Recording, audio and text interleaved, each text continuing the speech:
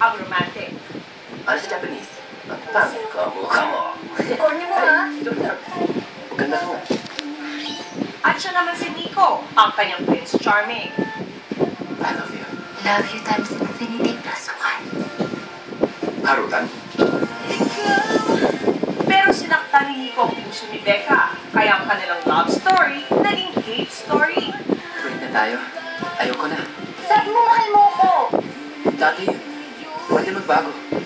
At dahil heartbroken si Becca, pati ang kwentong sinusulat niya para sa school paper, wala ring happy ending. Buhay nila ay buhay ko. Ito ang kwento ko. Kumapit ka na rin. Baka malaglag ka. Hindi mo na kailangan kumapit. Nahulog mo naman ako eh. Nahulog na ako sa'yo. Magbago kaya ang mga kwento ng pag-ibig on the page and in real life? Raya! Pwede mo pang pinipink yung ending ng story mo? Masyadong... Ana, huwag mo na maglaro ng feelings ko. Ito ang kanilang mga kwento, at ito ang mga kwento para sa Hopeless Romantic. Ang para sa Hopeless Romantic, Miss Mel Mendoza Del Rosario, our writer. She wrote the screenplay, and Mrs. Queen, our production designer. masasabing suki na si Direk Antoy Ranay sa pagsasapelikula ng mga best-selling Viva Cycle novels. Ang structure ng storytelling, Direk Antoy sa kanyang pangatlong pelikula with James and Nadine, matapos ang Diary ng Pangit at Talk Back in Your Death. so meron kaming devices na gagawin, na hindi ko rin kukwento kung kita-kita na lang tayo sa set, at papayag na lang kayo kasi yun ang napag-usapan na. We've been doing a lot of pre-made with us. We're not going to make it, do this. Okay?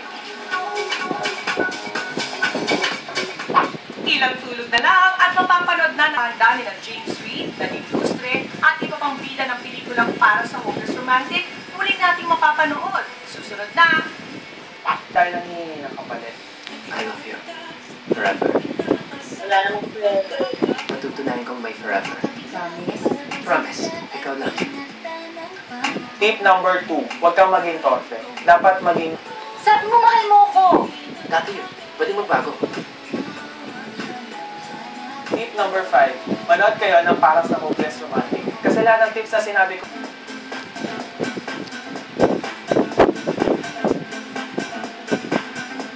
Nagkaroon ng look test sa mga bida para mas lalo silang maging in character.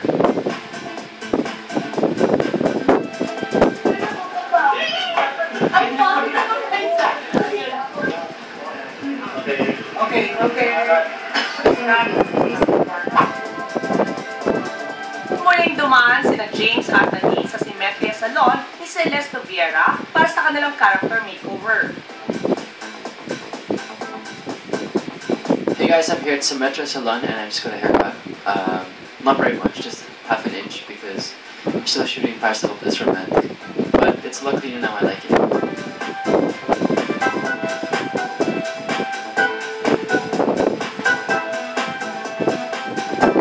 Si Miss Celeste, she just cut it lang. She did a little trim and she made it look younger and healthier.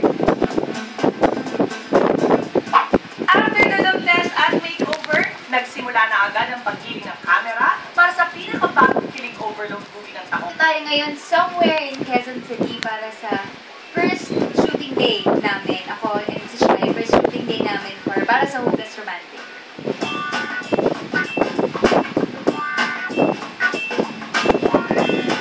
Kinuha namin yung scene na first appearance namin, yung first time namin mag-apre, yung mga preparations niya. Sobrang iba yung character niya dito, so I'm really excited na maka-extend siya.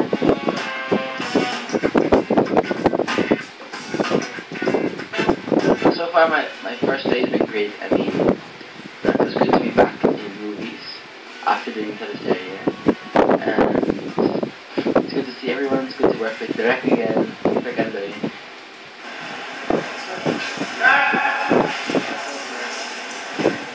It's been a good start so far. So watch out for Paris the Hopeless Romantic. Sakto kina James, Nadine, Inigo, Julia, AJ at Shai ang kanya-kanyang role sa movie adaptation ng best-selling book. Para sa akin, sa tingin ko kay Maria, she's somewhat like Becca is a PUP student, so hindi siya timid. Her voice is very, very powerful dapat. She should have quality.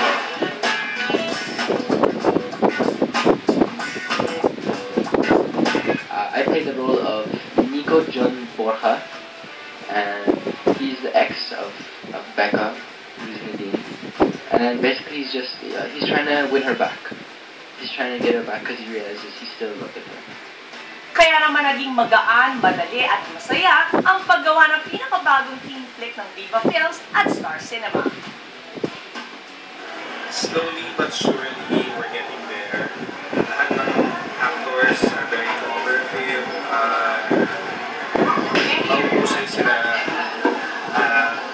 Masaya yung set.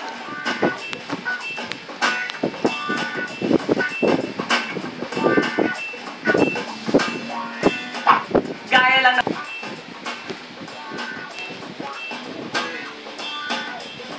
Hi guys! Nandito kami ngayon sa set ng Para sa Hopeless Romantic sa PUP Santa Mesa and sinushoot namin yung kilig scenes.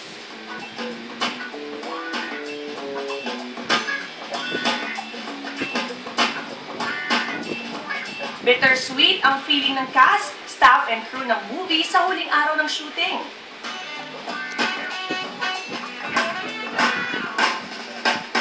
Malungkot man dahil sa kanilang nalalapit na paghiwalay, mas excited naman sila na makita na finally ang kanilang pinaghirapang pelikula. At ngayon nga ay ipapalabas na ang